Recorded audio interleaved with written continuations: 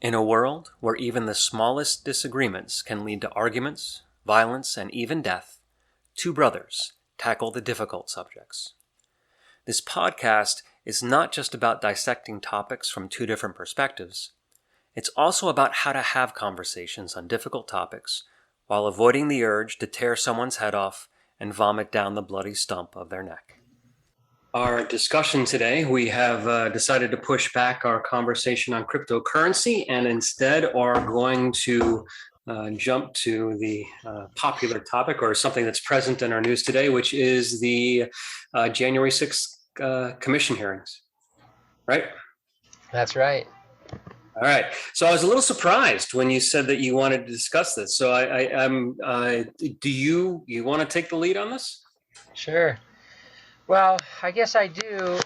But I wanted to ask you a question. I wondered what you thought the purpose of the hearings that they're having now, what the end goal should be, and what you're hoping that they accomplish. Well, my understanding of the intention and what I personally am hoping for is to get a more complete understanding of the events of that day. Now we know the kind of the obvious, the surface events, that there was a bunch of people that went over to the building and that attacked some of the people, the officers, police officers that were there at the building, that trespassed. But what I think, hold on. And some of those people are being charged with crimes. But the reason why they were there, it wasn't a spontaneous event. There was some planning that happened, and there was some, an intention on some people's parts. Now, some people just were riding the wave and walked in, and because everyone else was, but there were plenty of people that were there with intent. And so I think this is what we need to unearth and understand. And hopefully, if there was criminal activity that led to it, that there are some people charged for it. Okay. Yeah, I can agree with all of that. It was interesting because, it seems like there's two main thrusts that people have for the hearings. One is to unearth some evidence for Donald Trump or people in his administration that they were the cause or a proximate cause for what happened. And then two, yes, to figure out who did some things wrong. Although I don't know that we need a Senate hearing for that, meaning that if people have done something wrong, meaning attacked police, trespassed, we don't need a Senate hearing. We can just let the police and the judicial system handle that. Mm-hmm. So, yeah, I guess then why do we need this hearing? When we were talking the last time, I was a little bit hesitant at first to step into the fray on this one because there's such strong feelings, and it does seem so partisan on both sides. People on the right are saying, hey, this is just ridiculous. They didn't do anything about the BLM riots over protests and riots over the summertime. Many of elected officials were calling for violence, saying things like, yeah, they're getting their voice heard. This is how they have to do it when they were asked about those riots and protests that were going on. So they're saying, hey, why was nobody very concerned about those riots over the summer, and now they're concerned about this? And then I guess the question I would have is, well, before we get to that, so I am very worried about bias, and I can show you a couple of examples of it. I hesitated a little bit to share this example because I don't want to just use your words against you. But when all right, go ahead. So, and feel free to respond however you see fit. But when we first talked, I brought up those points that, hey, it's just very hard for me to have a very strong opinion on the January 6th hearings because I feel like it's so hard to get to the truth. You and I have been talking a number of times about how there's so much bias in the mainstream media, obviously with politicians as well. When we look at the people that are running the January 6th commission right now, I think it's like 7 Democrats and 2 Republicans that are avowed anti-Trump activists almost, people that really dislike Trump, which is fine, but it's a little bit one-sided. And when I mentioned it to you, your response was, well, it is somewhat partisan, but it is good that in this case, there have been a few Republicans that have been brave enough to try to seek justice, which is coloring the whole discussion. I can see that what you're thinking is the Republicans who don't want to be a part of the hearing and don't want to, accuse Trump of these different things that he's being accused of. You're saying they're not seeking justice. It's the people that are going against Trump. They are seeking justice. And further, when you sent me a video that the hearing itself put out, that was talking about why this was so important. And I wanted to bring up a few points showing the bias in that video. And I'm sure you can share this video as a part of this podcast. But, it was interesting. We're talking about Donald. A lot of this, I think, is pointing to Donald Trump, that he incited this riot. The words that they quoted him saying during that video were, Mike Pence is going to have to come through for us. And if he doesn't, and obviously he was talking at this time in a speech, a rally, just before they went to the Capitol and invaded the Capitol and attacked those police officers. And he said, Mike Pence is going to have to come through for us, speaking, of course, about the fact that he felt that Mike Pence could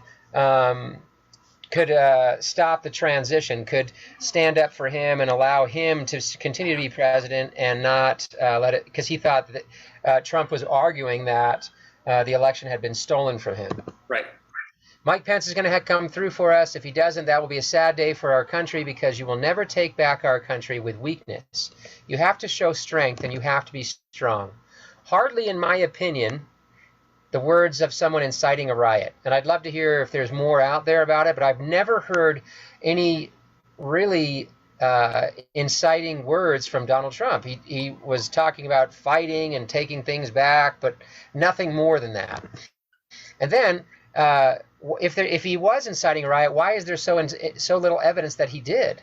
And then why do they change the tone of his voice? Like, this is the people that are supposed to be getting to the bottom of what actually happened on January 6th. And they in quoting him, they changed the tone of his voice to this ominous sounding music and tone of voice in the midst at minute 40, at the 49th second of that video. They change it almost like it's some voiceover or something to make it sound more ominous and scary.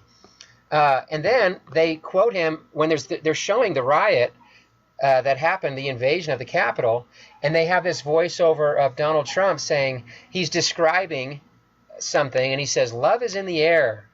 And you can see these people fighting the police and throwing things around. He wasn't taught and I went back to the actual quote where he was saying those things about love is in the air. He wasn't talking about the invasion of the Capitol. He was talking about the rally beforehand. Are you sure? Because I think they had it timestamped. I am positive. I went back and listened to it, and he's talking about the rally beforehand. And what's also interesting is, I've heard Donald Trump be accused of why didn't he send over more troops sooner? Why did he allow the riot to go on for so long? And what's interesting is when you start to look into it, he's not responsible for saying, hey, yeah, send in more National Guard troops because there's a problem at the Capitol. There are sergeant at arms. There are people at the Capitol that are responsible for those things, not him. Now, was he somewhat irresponsible in some of the words that he chose? Yes. But it did not seem to me to be inciting a riot. But, all I'm saying is whatever you want to believe about that, they should present it in an unbiased way. And you said your point was, well, we want to unearth what's going on so these people can be brought to justice. Those protesters, we can handle that not, with this grandstanding at the Congress. This should be handled by the police, because I think you and I would both agree. It's interesting when you watch those videos, because some of them are really violent, and it's disheartening to watch these people doing terrible things to the police, yelling obscenities, doing horrible things. Mm-hmm. And then other times you're watching it and you're like, Oh my gosh, it's like they're on a tour. They're just kind of ambling. Some of the people, I guess what I'm saying is some of the protesters, I don't think we should treat all of the protesters the same. Some of them were much worse than other ones. Some of them, like you said, showed up like, oh, we can walk in. Should they have? No. But I don't think we can say that the people that were fighting the police, we can treat them the same as other people that just walked in and nobody was stopping them. I would agree. I would agree. And all of those people we should be looking at outside of Congress. We don't need Congress to. They're not the judicial system. We can allow the judicial system to handle those people, if that makes sense. Well, remember where all of this originated from. The issue that germinated this whole thing was Trump making the claim consistently and frequently that the election was fraudulent, that he actually won. And so now, how much responsibility does he bear? But from November, I mean, before the election, he was claiming that it was going to be a fraudulent election, and he never conceded. And he said he never would concede because he believed that if he lost, that meant that it was a fraudulent election. At least that's what he said out loud. And so he conceded. No, he didn't. He left office. What's that? He left office. But he never admitted that Biden won. Okay, but he's not in office. There was a peaceful transfer of power from him. I mean, yes, he left office. He's not there anymore. And if you want to point me to the words that he used to incite the riot, I'd love to hear it. He's still claiming to this day that the election was fraudulent and that he won. So is Hillary Clinton. No, she's not. Yes, she is. Yeah, she has said multiple times, years and years afterwards, that that the election was stolen from her, that it was stolen by the Russians. She said that multiple times. She said that the Russians influenced the election, and she has repeated the fact that she won the popular election, which is true. That is true. She said the election was stolen from her. I'd love to see some of the evidence of that, because I have no recollection of that occurring. Now, there's a lot of people that have made the comparison between 2016 election and 2020 about how the whole thing was handled. And some people have made the accusation that the way the Democrats handled 2016 is the same way the Republicans in Congress handled 2020. And actually, that's not the case, because any person in Congress can dispute or ask that there be an investigation. But in order for the two houses, for the House and the Senate, to separate and debate the issue, you have to get someone from both the House and the Senate to ask that there be further discussion, debate, investigation, whatever it might be. And that didn't happen in 2016. In 2016, there was only representatives from the House that requested it, no senator. So there was the call for the discussion and the debate, but it never actually happened in 2016. It was only in 2020 that you got both the House and the Senate to go and do that. Now, it may be a small issue, but it does point to the fact that there were a lot more people in 2020 that were supporting the idea that there was this belief that the election, there was fraud in the 2020 election. And I do know that a lot of people come back to the Black Lives Matter protests, and I don't want to get into that now, because I feel like that can be a topic all in of itself, and so I'm happy to have that conversation at a later date. But there are differences, which if you want to at some point have that conversation, we can. But remember that from the very beginning, it was Trump and his people, his Eastman, Ellis, Giuliani, that were leading the charge to the call of a fraudulent election. Now, I want to ask you, Colin, have you watched any of the hearing, the Senate hearing, or the January 6th commission hearing? No. Okay, so we're having this conversation, and the only thing that you've seen on it has been the one video that I sent you. Yeah. So your opinion then is based on what you feel the biases are going to be. Well, they put out a video showing why they were doing it, And I just presented those points that they changed the tone of his voice to make it sound more ominous. I have seen nothing that I said from the beginning, Brian, that listen, I know, it's interesting. I almost wanted to say before, they were, in some ways, it was a somewhat peaceful protest, the invasion of the Capitol. In the same way that you look at these mostly peaceful protests they talked about over the summer, and then you see buildings burning, and if you're on one side, then all you see is the burning buildings and the riots and the looting and everything else. And then if you're on the other side, you say, well, it's mostly peaceful protests. There were a few bad actors, but mostly it was good.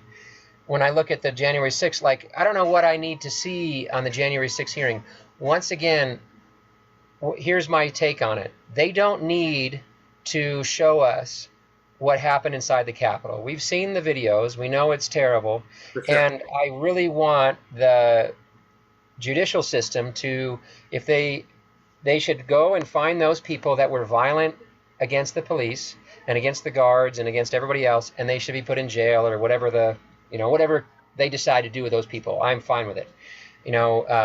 Because I imagine that they'll either get jail time or heavy fines or some combination of both.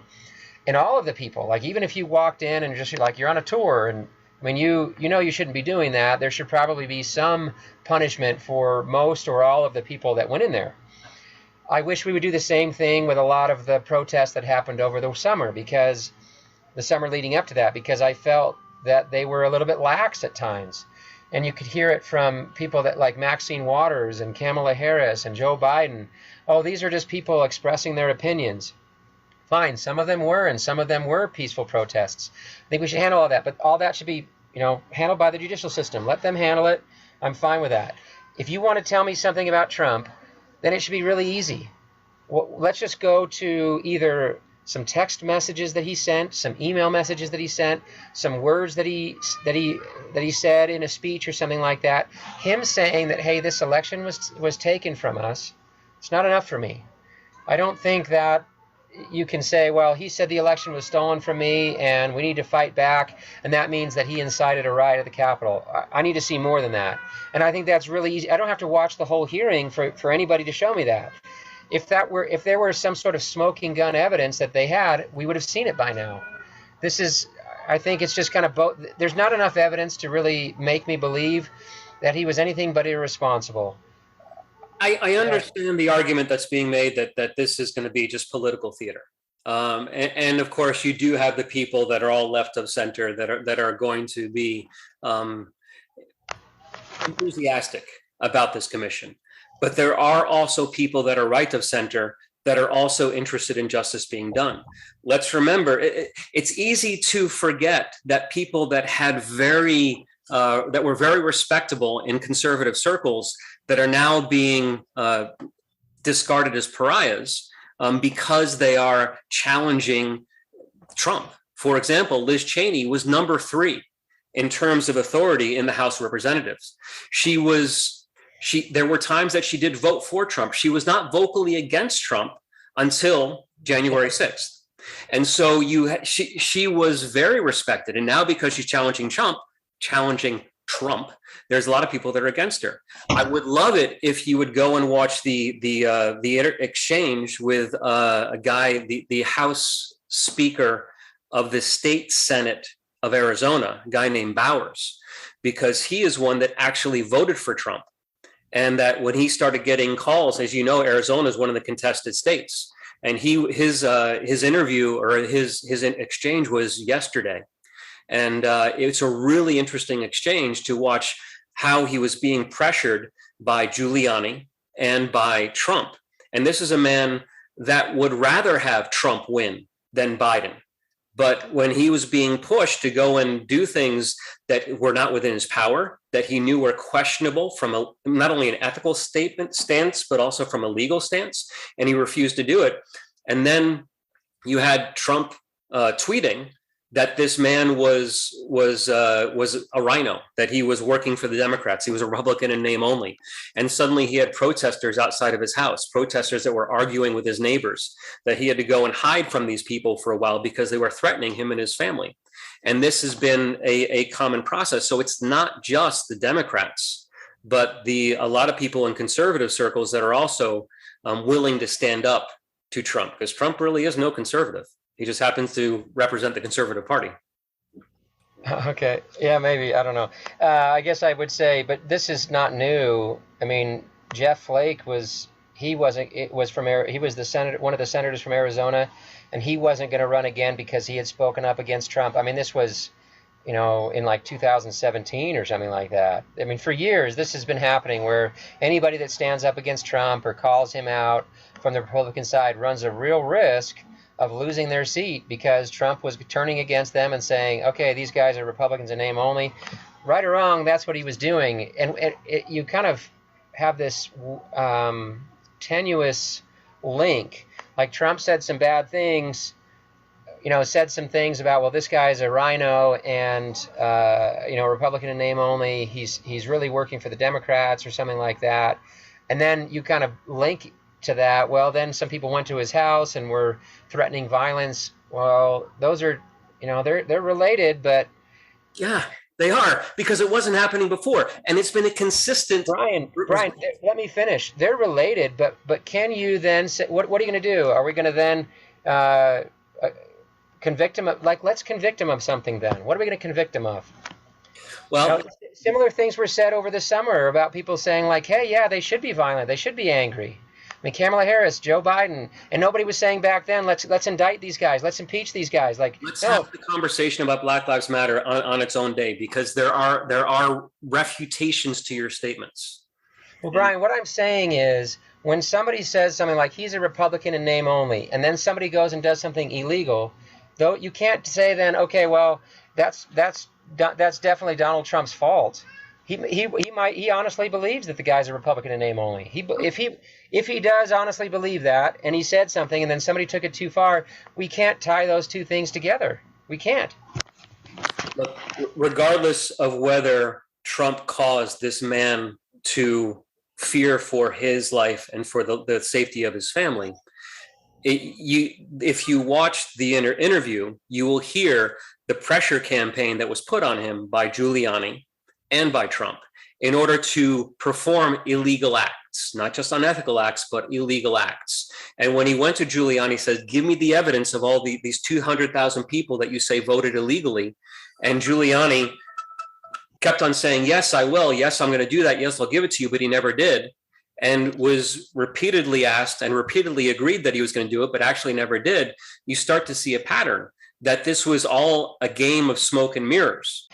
Yeah, I mean, if I just find this, I guess if Giuliani and Trump had asked this guy to perform illegal acts, we would be prosecuting them.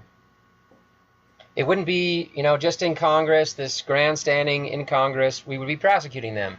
So that may be overstated. Maybe, if they were truly illegal acts, wouldn't that be illegal for them to say, you need to do this illegal thing and pressuring him to do that? Like, we would be prosecuting these people. If they were truly attempting to incentivize this guy to perform illegal activity, these guys would be in court right now, would they not? Like, if so, let's go over exactly what they said. Let's parse it out. Let's figure it out. Like, I'm not saying that these guys are.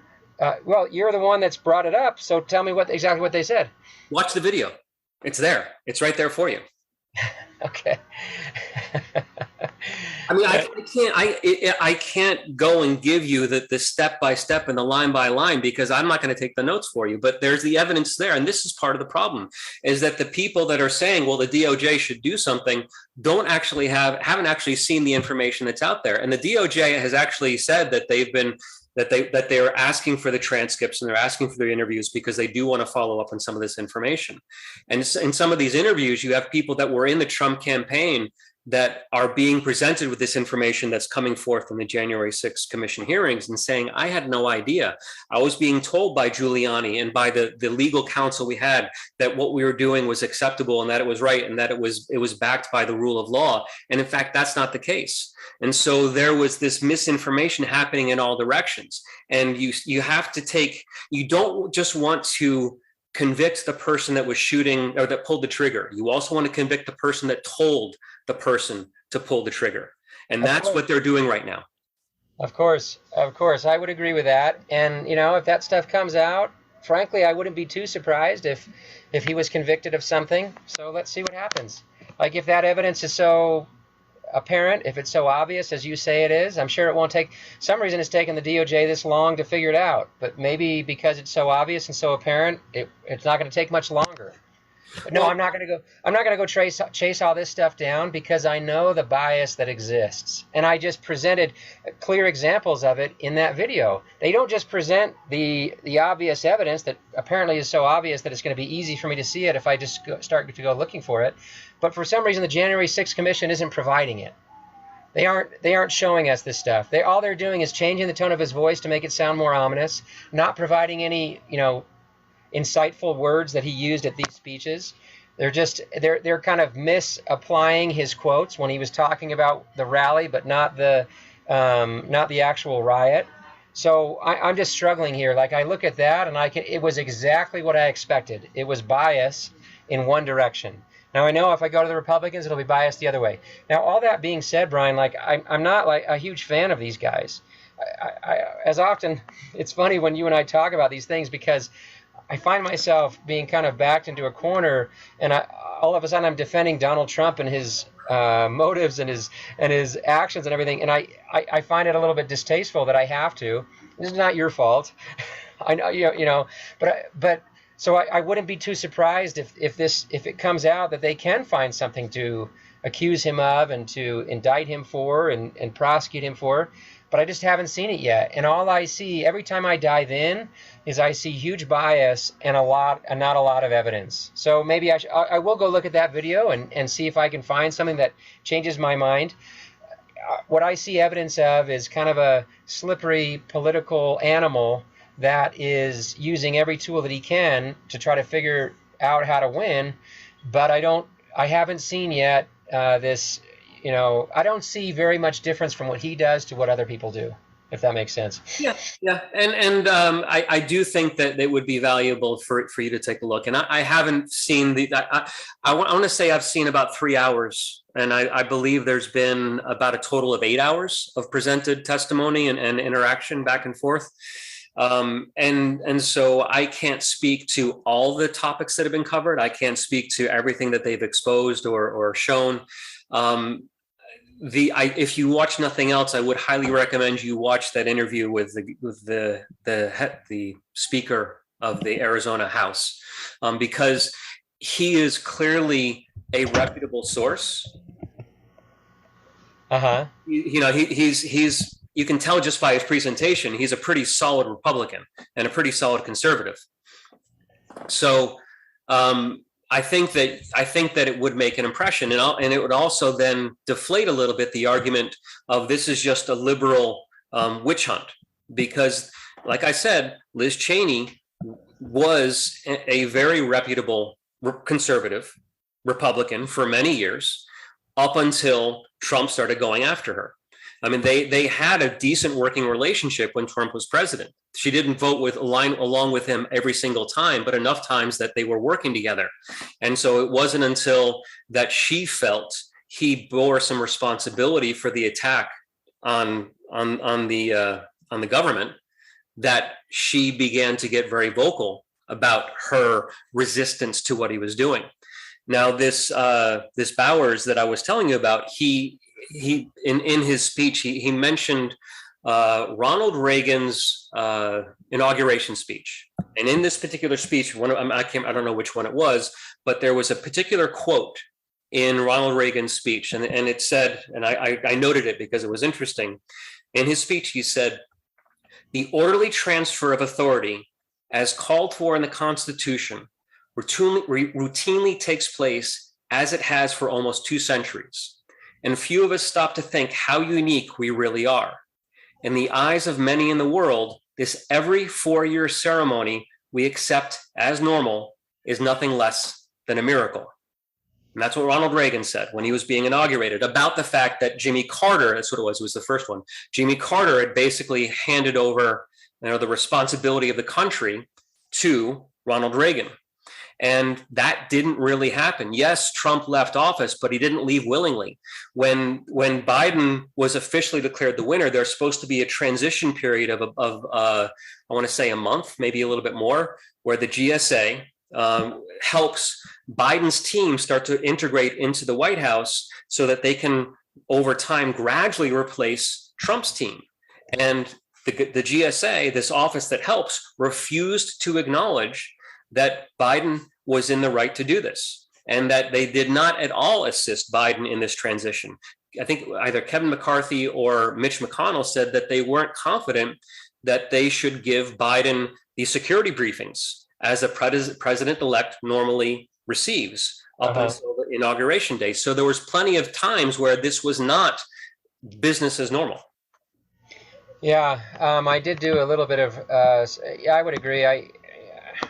These politicians, they're a mess. I don't know. I'm sure we could find something like it. I'm sure we could find some wrongdoing and some unethical behavior. Yeah, I agree. It was not a good transfer of power. And I do really love that quote by Ronald Reagan. And he was spot on. And we didn't do a good job of that. They did not do a good job of that in the 2020 transfer of power. By the way, there was an interview. Well, this is from Yahoo News. It was written in October of 2020. Where this author quotes Hillary Clinton as saying there was a widespread understanding that this election in 2016 was not on the level. We still don't know what really happened. There is just a lot that I think will be revealed. History will discover, but you don't win by 3 million votes and have all this other shenanigans and stuff going on and not come away with the idea like, whoa, something's not right here. That was a deep sense of unease. So I think she was saying similar things. You might parse it out and say, well, Trump said more. But I think there have been a number of politicians that say that the election wasn't appropriate, that the other side cheated. I think that happens quite regularly. And once again, you have to tie that directly, and maybe they will. I'm not saying they won't. Like, when Donald Trump was elected, my thing was, I don't know how long it'll be before he's impeached. I don't know if it's going to be 1 year or 3 years or 4 years, or if it'll last 2 terms. I don't know. But my guess is he'll be impeached. I knew it would happen.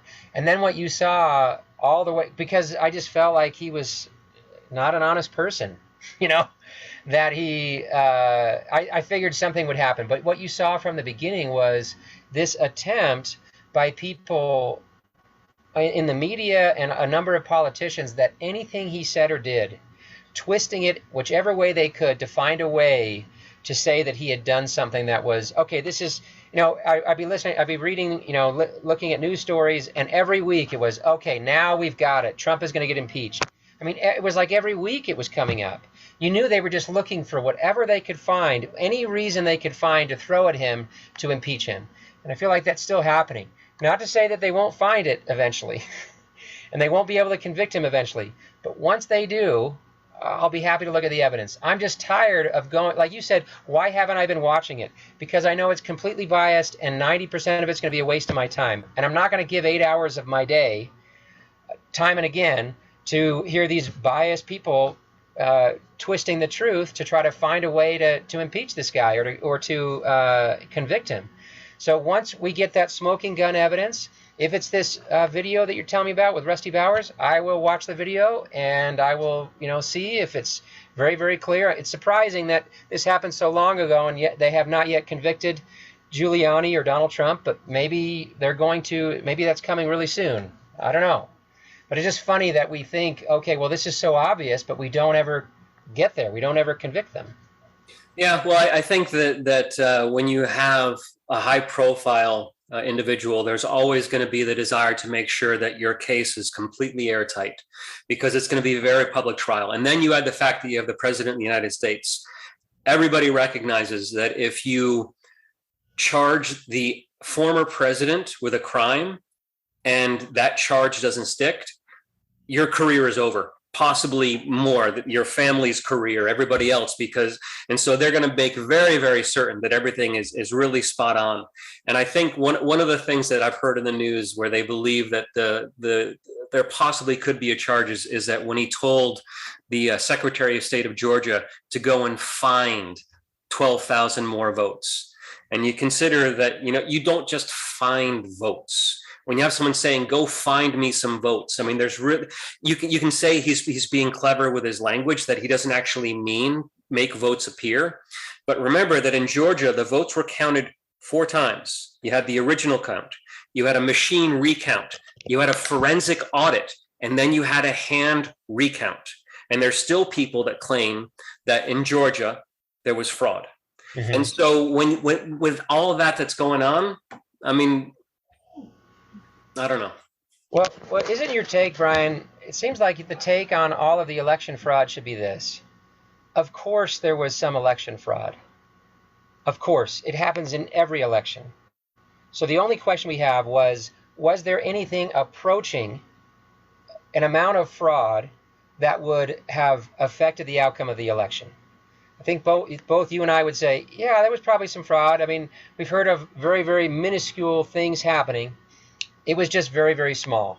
And then, yeah, there were some weird things that happened. Like I heard some accusations of attorneys general or legislators changing rules leading up to the elections, which they didn't have the right to do, or governors or something like that. But was there enough to influence the election? I would guess not. You'd have to, in the same way, it just seems so far-fetched that if there really were election fraud, we would have heard about it by now. Like when the first happened, I thought, oh, maybe we'll hear about some election fraud. I heard so little that I'm like, okay, I can't believe that Donald Trump and anybody else, like Giuliani or anybody else on the right that was saying that there was election fraud. I just don't believe it, because we would have heard about it by now. But there probably was something. I mean, it always happens. There's bad actors out there. That was probably just so small that it really didn't affect the election. Is that a fair assessment of probably what happened? Yes.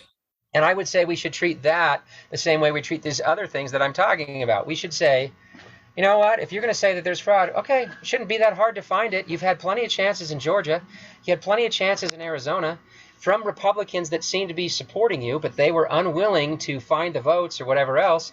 So, if that's the smoking gun, that we say he told this guy in Georgia to go find some votes, and it could be interpreted 2 ways, you'd think if this was so obvious that he incited riots, that he affected this election fraud, well, then just point me to the words. I'd love to see it. We've had plenty of time. I mean, January 6th was how long ago? It was like a year and a half ago.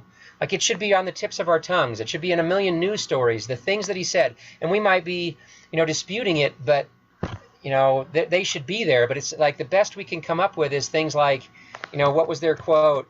It was, Mike Pence is going to have to come through for us, and if he doesn't, that will be a sad day for our country, because you'll never take our country back with weakness. You have to show strength, and you have to be strong. Like, that is him inciting a riot? Like, I don't know, that's hard to even make that argument. And then if he says, go find some votes, okay, you're closer, but man, that's a bit of a reach for me too. Like, if he really was doing all this stuff, and he's kind of a bumbler, and he's not that good at parsing his words and saying things subtly. Like, he just says whatever's in front of his mind. We can't find something from Donald Trump where he's incriminated himself? Like, that's really surprising to me. Well, we haven't found it yet.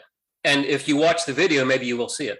Or watch the commissions. But yeah, we need to wrap this up now, because we're near the end of our little time. The clock is ticking. Thanks, Colin. Yeah, good to talk, Ryan. Yeah. Bye. We hope you learned something in this episode of Brother versus Brother, a podcast about difficult conversations. We also hope that you enjoyed it enough to subscribe to the podcast. You can help us by spreading the word.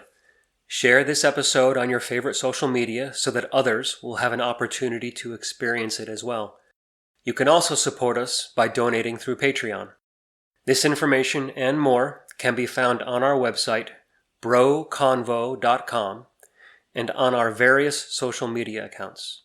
Thank you.